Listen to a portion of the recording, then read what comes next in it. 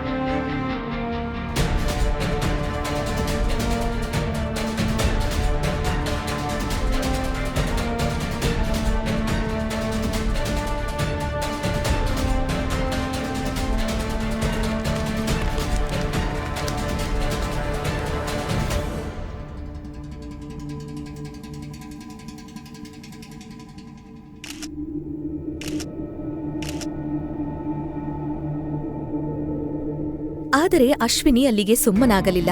ಐರಾ ತನ್ನ ಮಗಳು ಸ್ವಪ್ನಾಗಿಂತ ತುಂಬಾನೇ ಸುಂದರವಾಗಿದ್ದಳು ಮತ್ತು ಈ ವಿಷಯ ಅಶ್ವಿನಿಗೆ ಒಳಗೊಳಗೆ ಕಾಡುತ್ತಿತ್ತು. ಈ ಅಸೂಯೆಯಿಂದ ಅಶ್ವಿನಿ ಒಂದು ಕ್ರೂರ ಯೋಜನೆ ಮಾಡಿದಳು. ಅದನ್ನು ಯಾರೂ ಕನಸಿನಲ್ಲೂ ಊಹಿಸುವಂತಿರಲಿಲ್ಲ.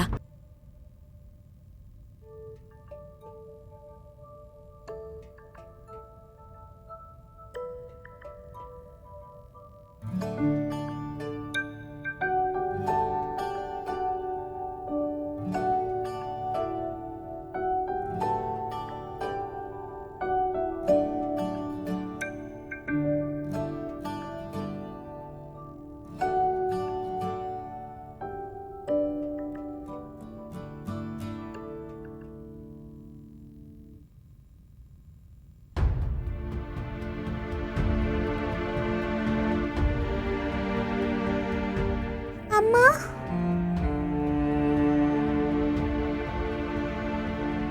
ಅಮ್ಮ,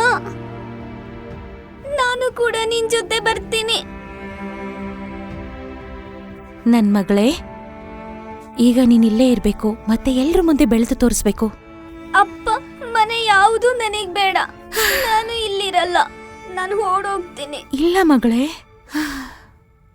ಇಲ್ ಬಾ, ಕುಳಿತುಕೋ.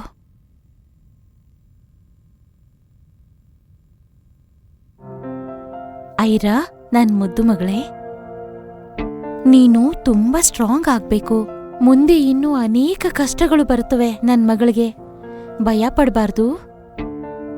ಸರಿಯಾದ ಸಮಯ ಬಂದಾಗ ಅನೇಕ ಒಳ್ಳೆಯ ಮತ್ತು ಸ್ಟ್ರಾಂಗ್ ಜನರು ಬಂದು ನಿನಗ್ ಸಹಾಯ ಮಾಡ್ತಾರೆ.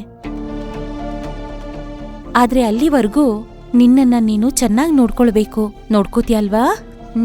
ಮುಂದೆ ಏನಾಗುತ್ತದೆ ಎಂದು ತಿಳಿದುಕೊಳ್ಳಲು ಈಗಲೇ ಪಾಕೆಟ್ ಎಫ್ಎಂ ಅಪ್ಲಿಕೇಶನ್ ಡೌನ್ಲೋಡ್ ಮಾಡಿ ಹಾಗೂ ಐರಾಳ ಸಂಪೂರ್ಣ ಕಥೆ ಕೇಳಿ. ಡೌನ್ಲೋಡ್ ಮಾಡಲು ಡಿಸ್ಕ್ರಿಪ್ಷನ್ನಲ್ಲಿ ಲಿಂಕ್ ನೀಡಲಾಗಿದೆ.